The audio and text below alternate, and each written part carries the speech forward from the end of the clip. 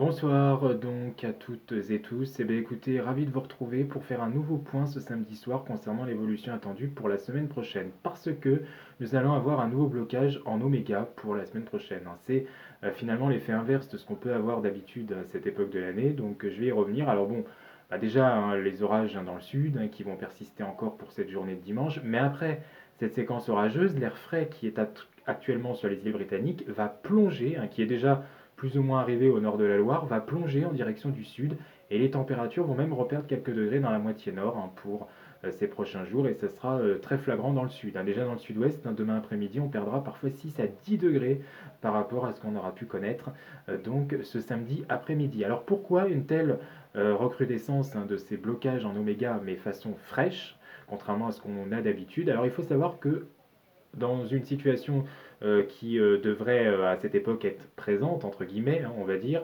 il aurait fallu soit que l'anticyclone des Açores exerce bien son influence sur la France pour avoir un temps durablement sec et chaud, voilà, modérément chaud, même, sans spécialement parler de vagues de chaleur ou de canicule, sans aller jusqu'à là, mais il aurait fallu donc que cet anticyclone soit de façon plus durable et vraiment installé, venant des Açores sur notre pays, ou alors, il aurait fallu aussi, et là ça aurait été carrément la pompe à chaleur et le blocage oméga, mais effet inverse de ce qu'on connaît là depuis le printemps, c'est-à-dire avec la fameuse pompe à chaleur, vous savez, vers le Portugal là, et puis l'anticyclone sur l'Europe centrale en direction de l'Allemagne notamment, entre les deux, c'est la France et le courant de sud très puissant qui nous a valu ces fameux mauvais souvenirs, notamment de 2022, l'année la plus bouillante, en France, notamment l'été le plus bouillant 2022, qu'on avait clairement eu.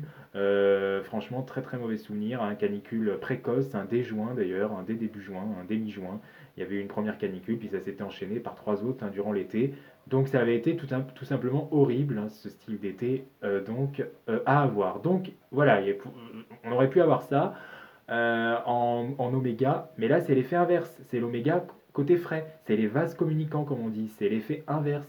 Et il n'y a pas de mystère en météorologie, les oscillations et le flux conditionnent le temps qu'on a, au niveau atmosphérique. Et donc en ce moment, et depuis le printemps c'est une récurrence, on a les dépressions qui nous descendent de l'Atlantique Nord, donc via les îles britanniques, via la France, en plein donc sur nos régions. Et c'est ce qui va se passer, et à l'opposé, la semaine prochaine, on aura le flux de sud, plus anticyclonique et surtout beaucoup plus chaud en direction vraiment des Balkans, du Proche-Orient. C'est vraiment là que la chaleur va se dégager, pour la semaine prochaine. Voilà, donc nous, on sera de nouveau en Europe de l'Ouest et en France, globalement, dans des conditions bien fraîches pour la période. Et oui, on aura en plus de cela donc un flux vraiment orienté au secteur nord-nord-ouest, un nord même en provenance tout droit des Svalbard, qui nous véhiculera donc en plus de l'humidité. Donc oui, en plus de cela, en plus de la fraîcheur, on aura aussi de l'humidité, donc c'est-à-dire quelques petits giboulées sur le pays.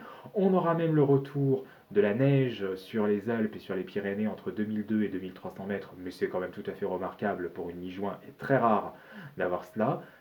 Je vous le dis tout de suite, une situation comme ça en plein hiver, avec des anomalies aussi basses, que ce soit au niveau du sol que en altitude, parce que là il n'y aura pas de jaloux la semaine prochaine, ça sera au niveau du sol comme en altitude, que ce sera à peu près égaux au niveau des températures, et ben ça nous aurait vraiment donné une période très froide en plein hiver et certainement de la neige, de façon assez notable, notamment dans le nord et l'est du pays notamment. Donc là, vous pouvez vous dire que la semaine prochaine il fera quand même bien frais pour la période. On sera 4 à 6 degrés en dessous des moyennes de saison. Alors, qu'est-ce qui pourrait éventuellement se passer par la suite, Il pourrait se passer une très très légère hausse des températures. Disons qu'on commencerait à se rapprocher tout simplement des moyennes de saison, mais à ce jour, il n'y a aucune vague de chaleur, ni pic de chaleur, ni canicule, de toute façon, en vue pour le moment. Vous pouvez oublier ça, et je vous le dis tout de suite, je pense que vous allez pouvoir l'oublier tout le mois de juin.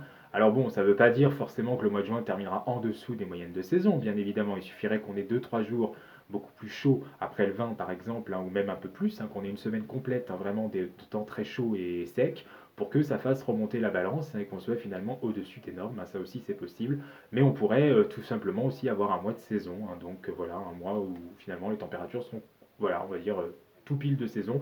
On verra bien, comment tout cela se jouera, mais en tout cas pour le moment on va déjà surveiller là, vraiment ça va être la séquence la plus fraîche, pour ne pas dire presque froide pour la période, la semaine prochaine.